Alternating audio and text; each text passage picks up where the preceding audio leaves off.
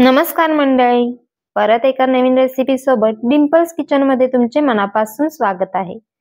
आज आपण एकदम पटकन होणारी, चवीलाही खमंग आणि पौष्टिक अशी जवसाची चटणी कशी करायची ते बघणार आहोत। आता जवसाची चटणी ही खूप वेगवेगळ्या पद्धतीने केली जाते, पण आज आपण एकदम साधी सोपी पद्धत बघणार आहोत, त्यामुळे व्हिडिओ शेवटपर्यंत नक्की बघा। चला तर मग वेळ न घालवता रेसिपीला सुरुवात करूया। चटणी बनवण्यासाठी इथे मी एक लहान वाटी जवस घेतले आहे। सगळ्यात आधी आपल्याला जवस भाजून घ्यायचे आहे। त्यासाठी इथे मी पॅन गरम करत ठेवला आहे।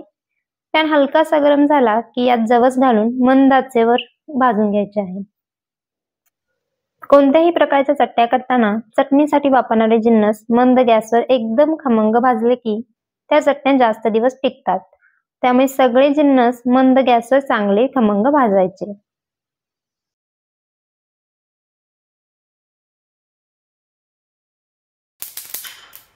जवस अशा पद्धतीने तडतडायला लागले की समजायचे ते छान असे भाजले गेले आहेत।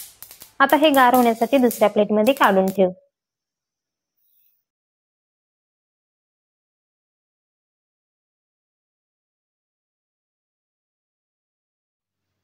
आता पॅन मध्ये 2 चमचे तीळ आणि 1 चमचा जिरे घेतले आहे।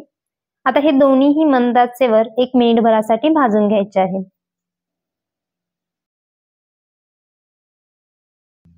तीळ आणि जिरे छान भाजले गेले आहेत। आता हेही प्लेटमध्ये काढून घेऊ।